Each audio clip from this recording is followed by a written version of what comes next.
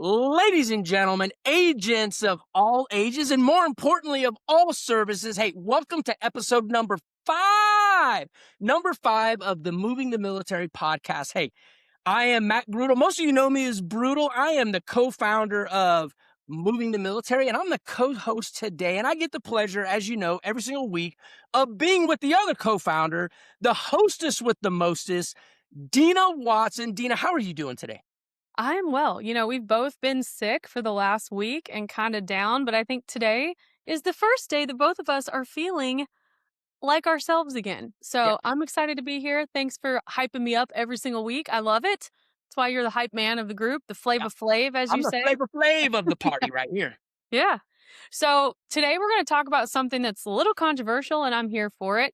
We're going to get into, and in our normal conversational, no filtered way, we're going to get into the 5 ways that most brokerages fail the military real estate agent. And I'm going to stop there for a second there. And so when we, as we plan all these things out, right? As we plan all these things out, one of the things we talked about was, and it is a failure. Fail is a big word, but it is a failure because the military niche agent is a little bit different.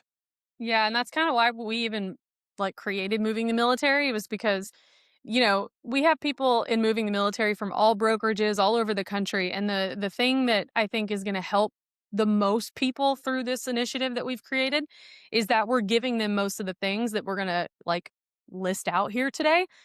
Because not only is the niche different, but the agent themselves comes with such a unique background before getting into real estate.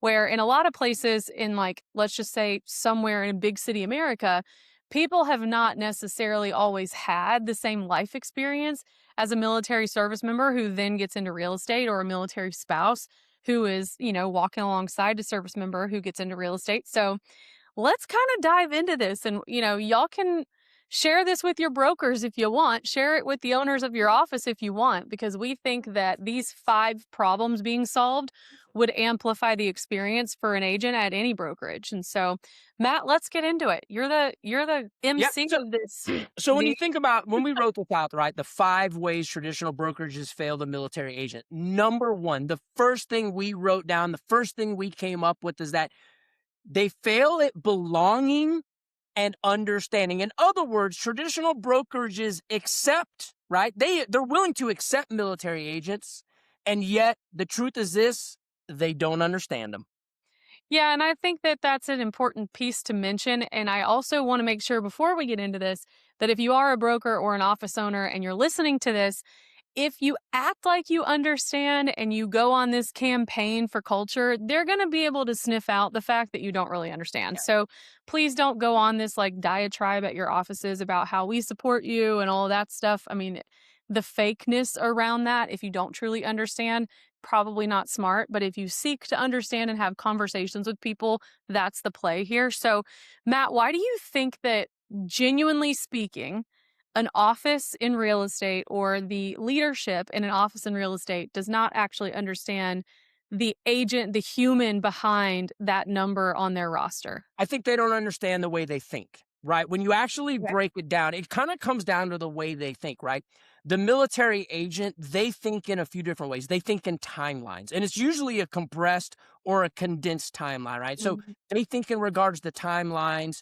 They think in regards to, and I'm going to use some military language here, they think in mission clarity, right? There is a mission, and they have to have clarity around that mission. They think about risk management, right? They think about course of action analysis, right? So the military agent thinks a little bit different based on the way they were trained in the service, which found them success. And what you have in traditional brokerages, or most brokerages, they treat military just service as something that is a background, a detail of something that they did. A lot of them, and I hate to say this, they treat it as a branding angle, or they treat it as just a culture add-on, right? And so they truly don't understand the way they think. And because they don't know the way they think, they're not set up in a way to support that different level of thinking, right? There isn't a shared language, there isn't a shared mission, there isn't a shared standard, right? And so the agent themselves, they feel present but not at home. Well, let's talk about you mentioned something that's a little scandalous and I like it. You said they treat it as a branding angle for their brokerage. What do you mean by that? Yeah, so, like, if you think about a brokerage next to a military installation, right? How do I bring additional revenue in? How do I bring additional dollars in? How do I bring additional profit in? Well, I'm gonna brand that we service the military, right? And so Or we'll have or a couple or military. name your brokerage military something or Yeah, veteran exactly. something, right? Yeah, Like, yeah. we have a They'll few name it something like that. we have a few of those here, and I want you to keep speaking to it, but we have a few of those here where, like, the name of the brokerage is military, but the person who owns the brokerage is not, Yeah. and the office is next to Fort Campbell. Yeah, So just because you put a tactical name on your sign outside or you throw the word freedom in there doesn't mean that that's what it is, right? And yeah. so a lot of them don't understand the thinking. And so what they think is, and here's the thing, and here's the truth. This is not a hit on anybody. This is actually us providing some education to fix a deficit, to have, a bridge in the gap in the seam that you have. You can't just say you're military because they will know that you're not. And yet you're doing a service because you believe that if I put military on here as a branding add-on, we'll attract more people that we can actually serve. It comes from goodness, but Yeah. it's goodness at a surface level. Well, and that's the other side of it is, like, we don't think that people doing that are coming from a mallet like, a place of maliciousness, but if you are a real estate agent and you're looking for a place to call home, that might not be the place that you wanna affiliate with. It might be, who knows? I mean, maybe you know the person who owns those types of brokerages, and that's fine, and we're not saying for agents not to join any type of brokerage at all, don't hear that the wrong way, but just know that if you're a real estate agent and you're watching this and you're like, all right, I'm thinking about making a move or I'm thinking about getting into real estate or whatever, you kind of have to do your due diligence before you join a brokerage just because it says that it's military friendly or veteran owned or any of these things. Yes, that's important that you look like for those pieces, but just know that with marketing, um, like Matt said, sometimes it's marketed as like the center of the value stack for the office, but it's simply just on the front door and nothing beyond that. Well, yeah, it's just written on a piece of paper. It's got a sexy poster, but who gives a shit about the poster on the wall if we don't actually live it, right? And I think I'm going to stay with this one for a second because we talked about mission clarity. Military niche agents think around mission clarity. And so the office has got to be a place that can describe that clarity. Like literally, and I say it all the time, like how does the office nest with the next level and the next level? I want to know how the system works. I want to know how the Mhm. org chart is.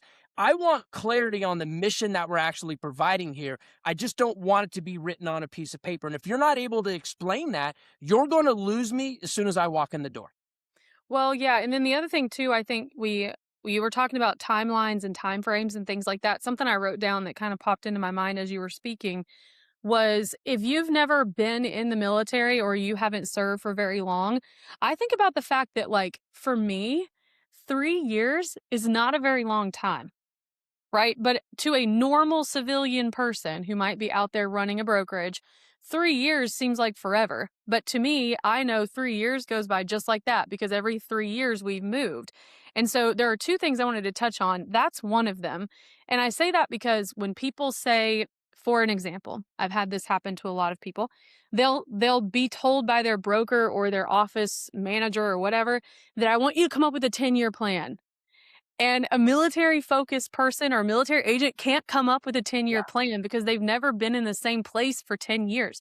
They've never even been in the same place for 5 years. And so telling someone who comes from this background to think in 10-year plans, that's not going to work well for somebody who's got this as a background for themselves. And the other thing that I wrote down that I think is interesting is that people who don't understand this niche, or these agents, who are running offices and they promise that they'll do something or they say they'll do it tomorrow or the next day or whatever, and that time frame comes by and goes, you're losing like rapport with that person. So in terms of timelines and time frames, the timeline is too long for most people. They don't live anywhere for 10 years. But also the other thing that's important I think is if you say now, now means now. If you Yeah. tell an agent you're going to help them get from here to here in the next 60 days, well, they're looking at their clock for day 61. Like they're going to hold you to that. So we have a little bit of two pieces going on here, Matt. We've got the time part of this, but we also have the belonging part of it. And we kind of moved to the side and talked about branding, but let's talk about the belonging element.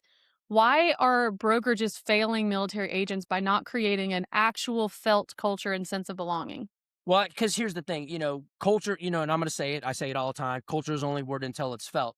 The military is somebody that assimilates into culture faster than anybody else. They're going to sniff out shit culture. They're going to dive into great culture. I mean, they're going to look at it, right? And here's the deal. And I love to say, if your culture is a turd, I don't care how much you polish it, how much you paint it. If you put a new uniform on it, it's still a turd, right? It's still a turd. They're going to smell it. They're going to feel it. Okay. And so it's a sense of belonging, right? Are you an actual, and that goes back to what I said earlier. The agent is present, but they're not fully at home. Because we move at the rate we do, home is where we hang our hat for this short period of time. I've got to belong there. I've got to, what do we say all the time? How do you make someone feel like a local before they're a local, right? Mhm. I've got to belong. I've got to be there. And so if you don't have that, they are going to move on because it's a short period. You talked about the understanding. Yeah, we all have 5-year goals, 10-year goals, all those other things. But this military person is only going to belong here potentially for 3 years. They've got to be assimilated quickly into the culture. It's got to be something they can grow with.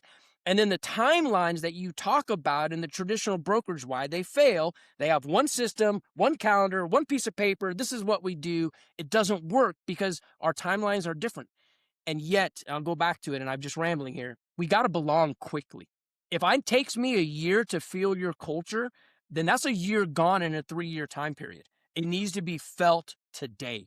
Well, and it's even less than a 3-year time period because if you think about it, and this is what's always happened with me, so I'm not saying this is everybody, but you move to a new place, it takes you 60 days to 90 days to even figure out, get your house unpacked, get ready to go out into the world. And Dina, then Dina, I'm gonna give time. Most people in the 3-year time frame still got boxes they didn't unpack. They just sent to the next place. yeah, well, so like, let's just put yourself in the shoes of someone who just moved around the country. For the first 90 days to maybe 6 months, somebody is like assimilating themselves into where they live. And then they're going to give you about a year and a half, maybe 2 years of actual work because 6 months before they leave, they're mentally checked out. They know they're leaving. Like, what's the point? And if, especially in real estate, and which this goes into the next point, especially in real estate, like you will see agents start to check out 6 to 9 months before they physically leave because they know that the people they're talking to are not going to hit or close until after they've left. And I Yeah. think that that's a miss. We can do a whole nother podcast on that. But that kind of leads into number two, which is military folks are used to having a mission and a pathway. Here's how we execute this. Here's what we do first, second, third. And I think it's interesting, and we've talked about this so many times before, that people get out of the military and they go into entrepreneurialism because they're looking for freedom, but then they don't actually have the pathway that they need to succeed, and it's not structured in a way that makes sense to them. And then you have a very well-intended broker who says, or a trainer who says, well, build your business however you want. And that's like paralytic to somebody. So Matt, talk to that for a Yeah, minute. because here's the thing, so what is the second, let's talk about number two. Yeah, What is so point number two Yeah, is the second way that, point number two in the 5 ways that traditional brokerages fail military agents, right? They don't train a way a military agent actually works. Yes, we're entrepreneurs, but more importantly, I love to say it, whether it's a real word or not, we're entrepreneurs. We need a left and right structure. Traditional brokerages, they train assuming that there's stable geography, which there's not. They know they train around long-term nurturing cycles. There's not. well, They go ahead. time out. So you also have what you just said is really important. They train around sphere. They Yeah. train around database. They train around like your number one producer in your business is going to be people you know, but then this person's sitting in your office thinking like, I'm going to fail because I Well, don't know any. go back to what we talked about earlier. Yeah. We move so much that if you think about brokerage in Dallas, right? I'll use Dallas as an example. Some of the biggest producers, they're agents that grew up, lived there. Their sphere is there. You're telling them about, hey, you need a database of 1,000. Great. I don't have a database of 1,000 I right mean, here that's a because I database just of moved 10. here. Yeah. I Yeah. don't have stable geography when I come in, which then goes Mhm. to number 2, we train to long nurturing cycles. Well, that's great. A 3-year cycle is great unless I'm moving in 3 years, right? And so they train to that, and then they also train to flexible timelines. And yet, here's what the military agent they know and how the training matches, right? There's a compressed time window, a compressed PCS window. So the flexible timelines don't always match that we train to, right? There's high stake decision environments. Like this is literally something I got to figure out if I buy or sell right now. What's it going to look like if I get orders, go somewhere else? My BAH is different. I'm not going to get paid the same. And there's a different logistical pressure that a military client is under. And so we just don't train in a way that the military agent is used to. And so you're asking them to train so far outside of their norm, so far outside of what they know right is, you create friction and in return, you fail them. Yeah, there's something else, and I'm going to go into another point here in a second, but there's something else along the whole training pathway that I think is important.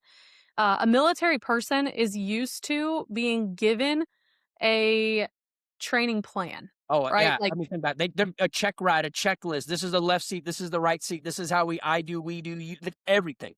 yeah, so when you tell them go out and build your business and you can build it however you want and like you're totally empowered, that's supposed to feel good to someone, but to someone who's from the military world, that actually doesn't feel good at all. They think that they're spiraling and they don't know what to do first, second, third, fourth, and if this happens, here's the contingency plan. Like if we said this years ago, if there was and I'm winking because there will be, but if there was a 0 to 6-figure pathway with you have to do this, here's when you have to do it, here's your schedule every single day, and a person was given that in the military, they're used to following orders.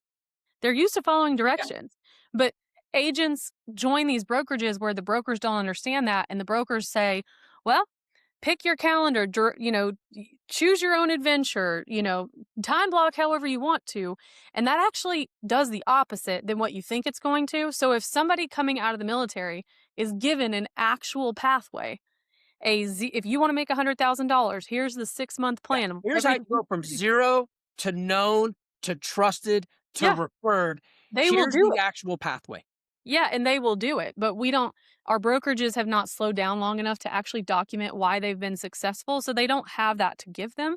And so, that's one thing. The second thing the second thing you said that made me think about something is we train around in a normal brokerage, all well-intended humans.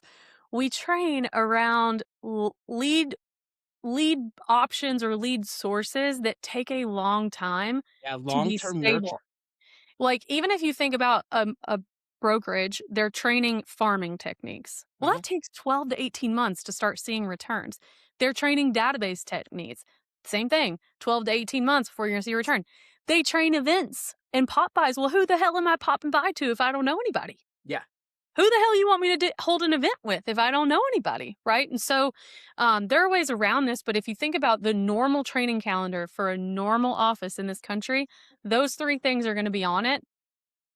That's not an option for military folks. They're not gonna be there long enough to actually see that Well, through. they need and so military agents, you and I know this, the ones that launch their career fastest and sustain it longer are the ones that have a military specific growth plan that answers Mhm. all of these questions. What Yep. works for everybody else that's been in that area is not the same. The training that's worked for everybody else that's got long-term, 18-month, 36, that doesn't work for them. There's an expedited speed that goes to it, and we don't have enough brokerages that have a specific military growth plan to understand the way they train, how they train, what they actually need. And here's the thing that we said, they want freedom, and yet they will if you say, hey, this is how you get from A to B. Now, in between A to B, you have the freedom to do some of these different things. Make a choice. Hey, this is how you go from B to C. And then in B to C, here's the freedom. Here's the different things you can do. That's what they don't need a lockdown every hour by the hour because we don't do that. Something that we talk about all the time in the military, right? When you think about training, we have a band of excellence. And yet the typical brokerage says, hey, you lead gen from 8 to 11. Well, Okay, 8 to 11 is not perfect for everybody. We're used to a band of excellence. So, hey, tell me that in the next 30 days, I want you to lead gen all different times of the day. And then I want you to actually look at your conversion, your return on investment, so that you may have a wave like this of different times. That's the way we train. It's not the in the box, just do it. Yeah. This is so fun. We could actually talk about this I stuff. know. But So let's let's move. go to the third thing. So Yeah. the third way in our and here's the thing, everybody who's watching this. This is not Dina and Matt just throwing some BS at you. This is actually what we've done, what we coach on, what we teach on, what we see, what we experience every day, right? So the third way that the typical brokerage fails a military agent is they offer no national credibility or continuity. Yeah. So if you think about that, you could take this a few ways. When a military service member picks up and moves, around the country 5 to 7 times in their 20-year period, depending on what, part of the military they're in, if your brokerage is really well known in your city, but nobody know, like, let's say independent brokerages, there are a lot of really amazing indie brokers. But the problem is that if I'm an agent and I get used to you and the way that you do things and the systems that you use, and then I move around the country and I go to a different city, you're not there because you're not living there, and independent brokerages are only in their local cities. I now have to just learn everything all over again. And by the time I ramp my business back up and relearn new systems at a new place, I may as well not have even started. And I'm not trying to say that people should just be lazy and cop out, but the other thing I think is important, and even in, we'll say, like, even in certain nationwide franchises, there are still these silos Yep. around in every single city that you now have to get used to that office's specific way of doing things. And I think that that's why these like cloud-based brokerages, whether it be EXP or Real or LPT or Epic Or or any of whatever, them. or any of them really, are taking off with the military niche is because I can move wherever, but the brokerage is still the same. The Well, systems are still the same. yeah, and you can boil it down to three things, right? If you boil it down to three things, most brokerages are office centric, they're Mhm. city based, and they're locally siloed. Well, somebody that's locally siloed, somebody that's only city based, somebody that's office centric does not deal with the national Mhm. ability because military life is national by default, right? And what they don't realize is that the agent's credibility doesn't travel automatically. The agent's reputation has to reset when they go to a new place. And a lot of times when you leave that local siloed, your referrals not all the referrals travel with you, right? And so there isn't that authority that transfers base to base because it's office centric, locally siloed. Well, and that's why I say this, and I'm, no knock if you're not a cloud-based brokerage, but if we're only talking about like military agents, and there are 95% of the agents are not military, right? So let's just move that out of the Yeah. way. But if we're only talking about the best place for a military agent to be, I am truly growing to believe that if you are in the military and you are still moving around and you're a military spouse and you're still moving around, I would I would argue that whichever cloud-based brokerage you chose was a better option than any of the local offices you could probably pick. And You I think what you said that is really key. If you're still moving around and your Right, business is still going to reset every 3 years, every 5 years, your credibility, your reputation. Right now, if you're retired, you're a veteran, you decided to stagnate in right. one location, absolutely right. Maybe the locally siloed is for you. But then again, how far is your reach? Well, and that's the other side of it we'll get to in a minute. So I'm not saying that if you're not at a cloud-based brokerage that you can't win. I mean, we have over the last 3 years, we weren't at one, and we saw agents in the military niche winning at Absolutely win. high Yeah, levels. absolutely. And the reason I say that you should consider one of the cloud-based ones is because as you move, it's just one less thing that you have to deal with. Like, you don't have to relearn your brokerage and the systems and the processes and the CRNs and all that all over again.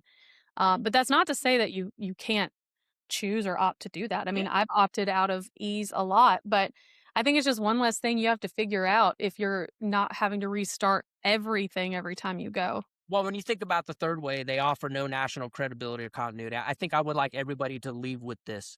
Military agents need authority that transfers base to base, city Mhm. to city.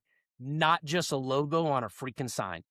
I mean, I'm just Yeah. gonna say it like that. They need authority that transfers with them, not just a logo on a sign, and that leads us to number 4. Go ahead, Dina, Well, what were you gonna no, say? hold on. I don't want to go there yet. So the other thing that's really important that I see, I'm in all these Facebook groups, and so I see people asking about the bigger brands.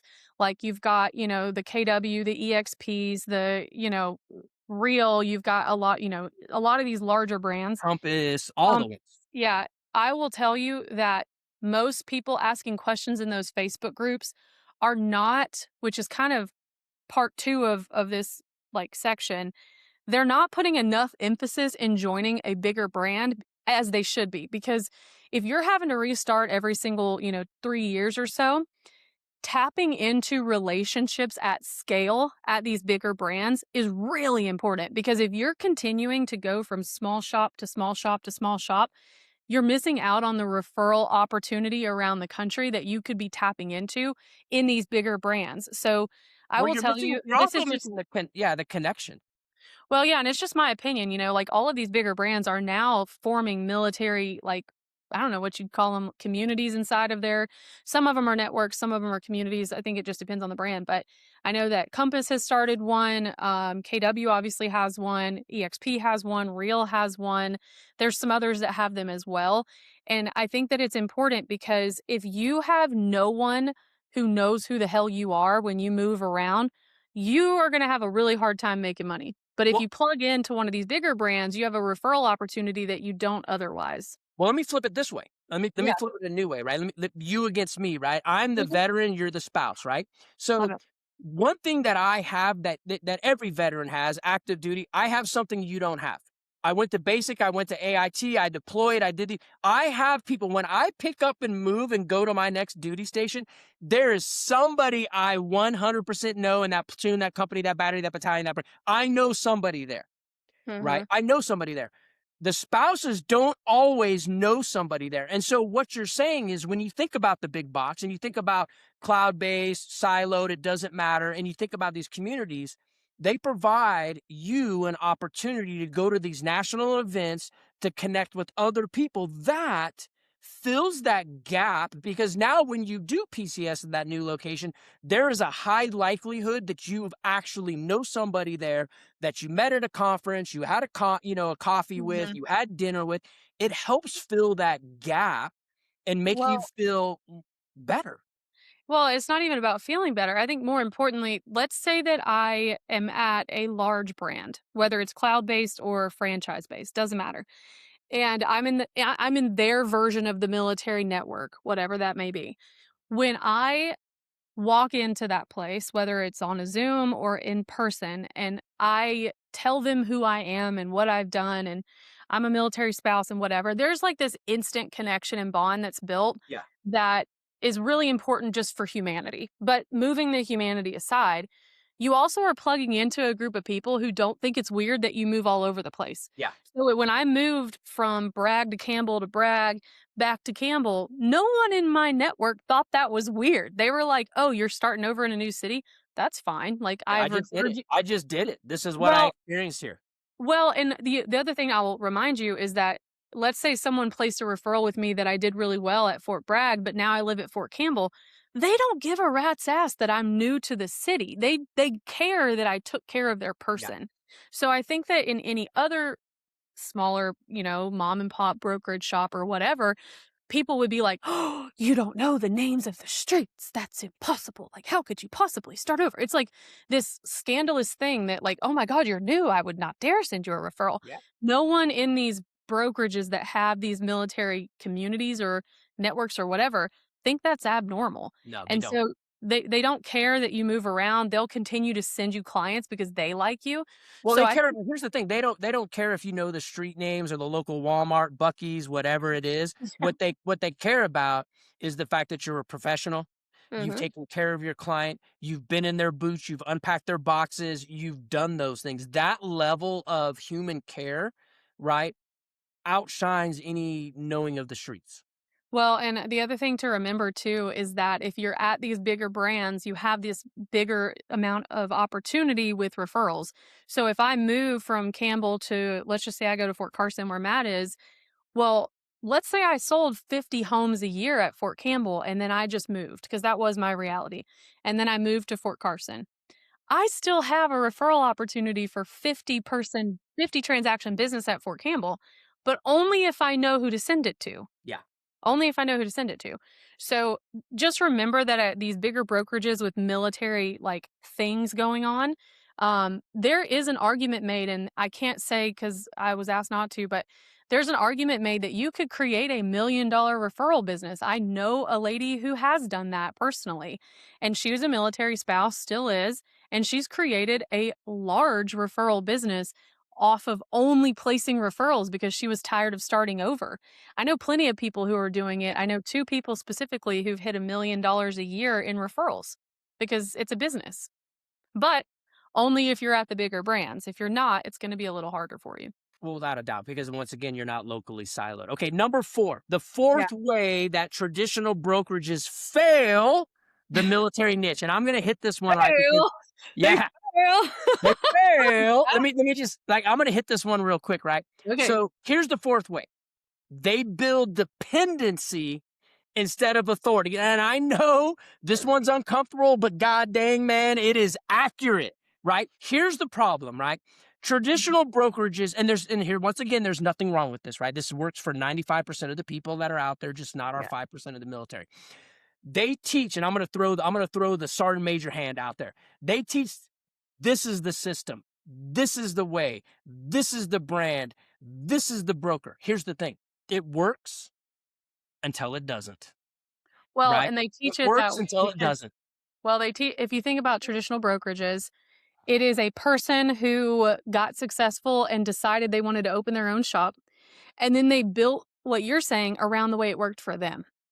And so what ends up happening is you have and not in all of them, don't come for Yeah, us, and if you please, do, we don't I care. already know I'm gonna get a ton of hate DMs today. It's okay. You know what's funny is we actually don't give a crap, and we really enjoy, like, the whole Yeah. change my mind concept, so if you wanna come for us, it will make my day. I will s We're not into cancel culture, we don't give a rat's ass about that, so if you guys wanna say that we're Hey, wrong, look, please. we're dropping truth right here because here's the Yeah. goal. Like, if you're a brokerage on here and you're watching, hey, man, we're giving you Fix solutions it. to the problem. Yeah, we're giving Yeah. you solutions to the problem. We're giving you advice to help you. And if you're a military agent, what we're doing is we're providing you opportunity to actually look at your options because O is for options. And I know you're going to say something, but I said it works until it doesn't. Here's the thing, and you and I know this, right? Traditional brokerages, instead of building the agent's authority, they build loyalty to their platform, loyalty to Right. their brokerage, right? And that's what's missing. What's missing is because we move like that, you have to help us build the agent's authority, not just loyalty to your brand, your colors, your system, your cult, your way. You're cold. Well, I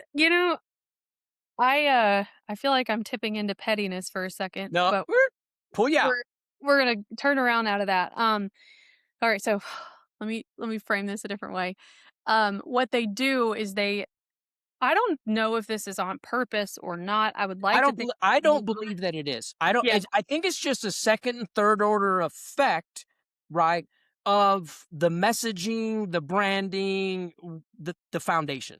I'm gonna go with the fact that it's not too, but what ends up happening is they create this hero complex around the broker themselves or Yeah. the owner of the office. It's like this idea that this person is a guru of all things, and so like they say it a cult like following, and we don't mean that in a negative way. Like there's some good. I mean, think about it, the military's a cult-like following, It right? I is, mean, yeah. and That's so not. the cult-like following, we're not talking Jonestown, we're talking about other things, right? No, we're not trying to talk trash about it, but I think that it does create a problem for people because they grow to believe that if I don't have this person in my life, I can't succeed. And I think that that is such a disservice to a human being on this planet that I just can't handle it. Like when you're having conversations with people around whether or not they are like amplified and fulfilled at their brokerage, the thing that most of you brokers don't understand is that they all say no. They say that they're not winning, that they're not, Matt knows this more than I do with all of his recruiting, but they don't actually believe that they're thriving, but they don't think they can succeed if they leave their broker. Yeah. Like, they're loyal to their broker, the human, because they've been made to believe unconsciously and not intended, I'm sure, that this person is the reason they're successful. And that's just not true. They're Well, successful because of themselves. yeah, Clean this up for me. You've done this more than I well, have yeah. on So the when you recruiting say side. that this is the system, this is the way, this is the brand, this is the broker, this is the only way to do it, what happens is the agent grows production. They do, without a doubt. The agent grows production, but they don't grow independence. And because the military niche agent must grow independence because they're going to reset, they're going to move, when they consider leaving, they feel trapped, right? They become so dependent on this is the way, this is the only way to do it, that they grow in production, they don't grow in independence. And so when they consider leaving for something that's a better option, they feel trapped. Or even if they move, they feel trapped going to the same place, the same location, because that's it. Military agents, they need to grow in their authority, they need to grow in their independence because they will reset when they move. It's a Right. different clientele, and yet we build dependency on a name, a title, a logo Or a person. versus or a person versus authority.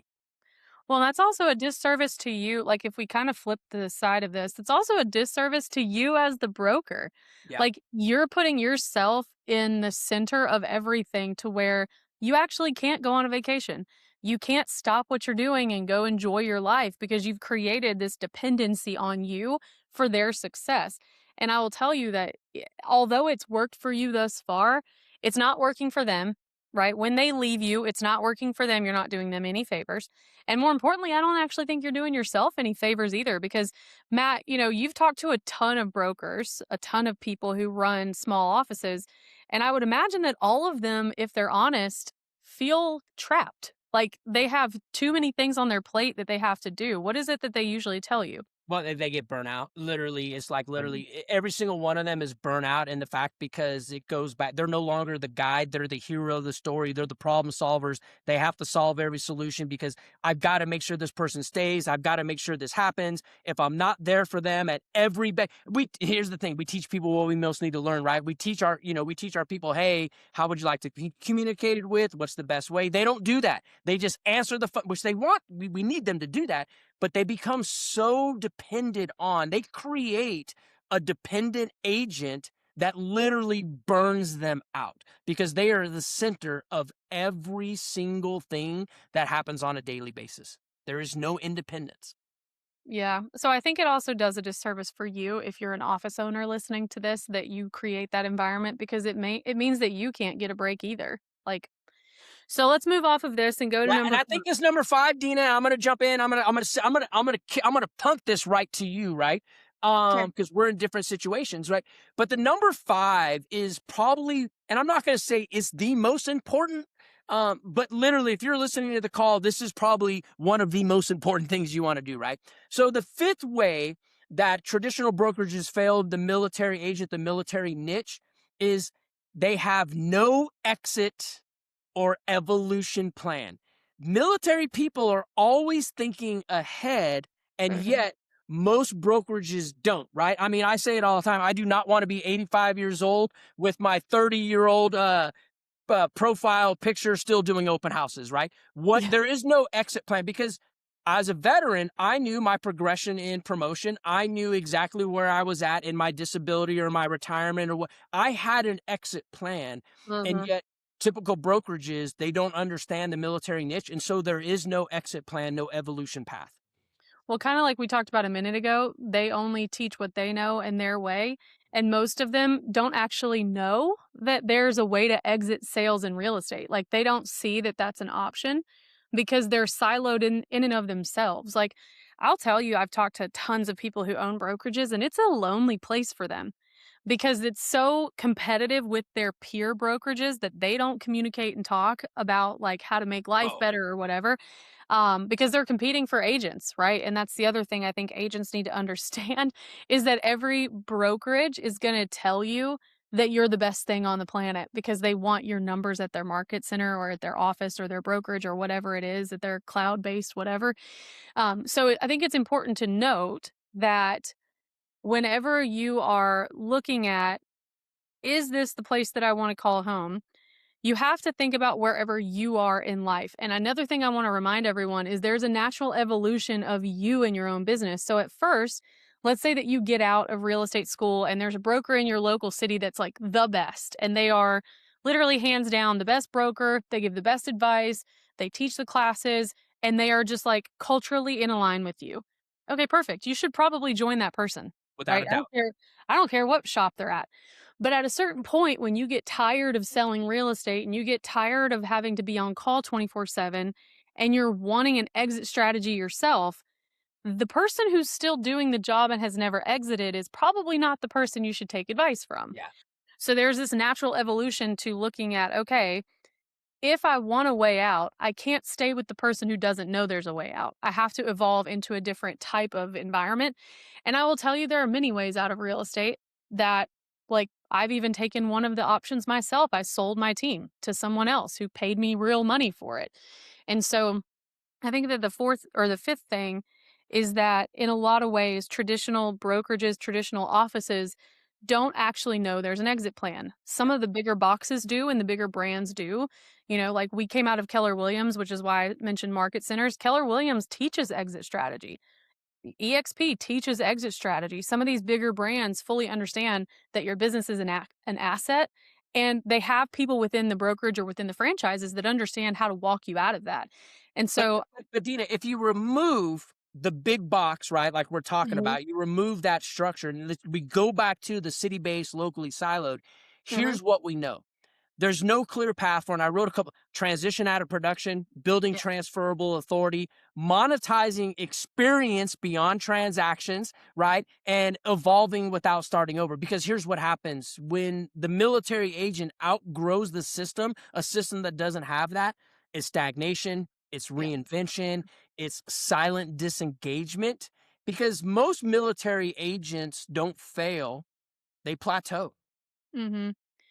Yeah, and then plateau leads to stagnation, which leads to people feeling uncomfortable. Because the other thing you have to realize is that in the military, your nervous system is like trained that if something is quiet, it's dangerous. Yes. So when stagnation happens, our bodies think danger, Will Robinson, like this, and then we start fighting against it and leave or whatever.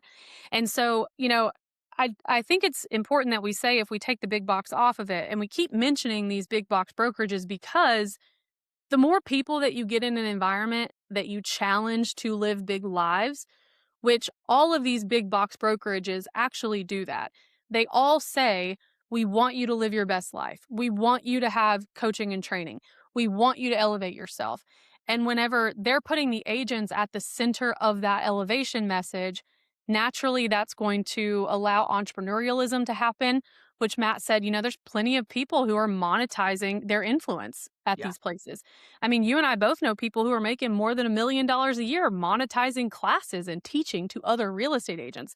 And then I go on TikTok and I see I see these brokers at these small offices talking shit about people that are making 10 times what they are selling their influence. And I'm like, well, why aren't you doing that? Yeah, You stop the hate, man. want the Get hate, get sell your the hate off the knowledge. tickety talk. Yeah, stop the hate and get off TikTok and start selling your influence. So, anyway, we keep going back to the comparison between the locally siloed and the national big boxes because as a military agent, you are going to have to think differently than the traditional, locally siloed mentality because you're not going to be there for very long, right? Or you retire and you move somewhere for services that, VA services or whatever, and you're Yeah. not from there either. So, I think it's important, and we're not saying that small brokerages are bad or that the big boxes are better. What we're saying is the way you have to think and the people you have to surround yourself with have to think in a non-traditional way. Yeah, and we're not saying that they're bad in any way. We're just talking about the military niche, that small population that Mhm. controls a lot, or if you think about it, that small population that actually controls a lot of the real estate transactions Right. because, man, people we're moving every year, right? PCS is retiring, ETSs, all those things are happening, right? And so, not that they're bad, but if you're a brokerage, are you actually meeting your people where they're at?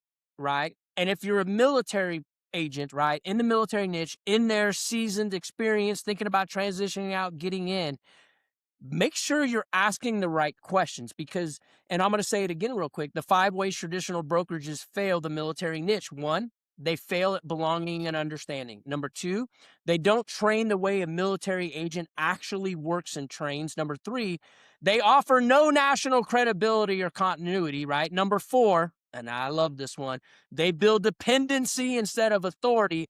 And number five, they don't have an exit or an evolution path, which we are used to. Mhm. So now that we're done with the 5, and let's just have a candid conversation. I feel a little sweaty. I'm like, oh, we're gonna get in trouble for this, but the It's reality possible. is we can't get in trouble. Yeah. How are you feeling about this conversation, Matt? What do you think we haven't said that's important before we hang this one up today?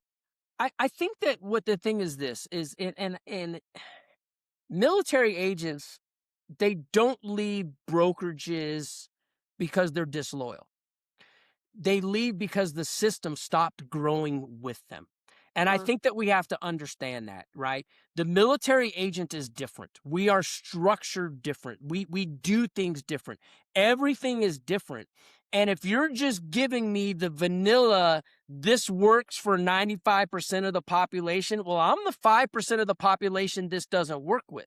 And so I'm never going to assimilate to something that doesn't work for me, right? And so I think as a military agent, you have to ask yourself the questions. Like, literally, are they meeting me where I'm at? Am I going to be able to grow with them? Do they answer these 5 things right here? Here's the thing. You make your choices and your choices make you. This is your business. And here's the last thing I'll say before I kick it to you. And this is the number one thing I tell people all the time. Your loyalty. Your loyalty is not to your broker, it's not to your brokerage, it's not to those people. Your loyalty is to your family, your business, and your environment. Put that above everything else. Ask the right questions so you can be paired with the place that's going to meet you where you're at and actually allow you to find that level of freedom. Freedom of time, freedom of location, freedom to do what you want, when you want, with who you want, and give when you want. yeah. Well, with that, you guys, we're going to hang this one up. We are close to our normal time of about 50 minutes of rambling that you keep coming back for. And as we said, this was not meant to be a knock on anything. It's meant to be completely purely educational with a little cheekiness. We're not ever going to be vanilla in these Yeah, no. conversations. That's not who we Hey, are. identify your deficit and go out there and fix that shit. Yeah, go fix it. If you're, if you're leading an office or if you're, owning a brokerage, these are probably some things you should be aware of. And more importantly, if you are an agent who's looking for a place to call home, and this is what I will leave you with. Every individual agent has individual needs. So I see on these Facebook groups a lot, what's the best brokerage to join? And there is not one. It's whichever one is the best for you, whichever environment or office or leadership you feel like is going to lead you and steward you well. And that's why we created this as a broker agnostic platform, because we want to make sure that no matter where you feel most comfortable as a broker, that we can still be here and be a constant voice and a constant set of leaders for you. And so I will leave you with this. If you are feeling some sort of way at your current brokerage, what you should first do is ask yourself, have I communicated that to my office and given them the opportunity to fix it? Because I believe that you can't complain about something you're not willing to fix. But the second thing I will say is if you are getting into real estate or if you are looking to make a move, make sure that you go back, rewind these, and ask these questions of yourself. What do I need in this season now? Not necessarily going to be the same as what you might have needed when you joined your current office. And so, with that, we'll leave you guys for the week. We'll come back for number Yeah. 6. Number 6, hey, here's the deal, man. Moving to military, hey, we are your steady voice. Yep. We are your steady authority in what is generally a dislocated niche. We're here for you, broker agnostic. Hit us up. We love y'all. See you Peace next time. out.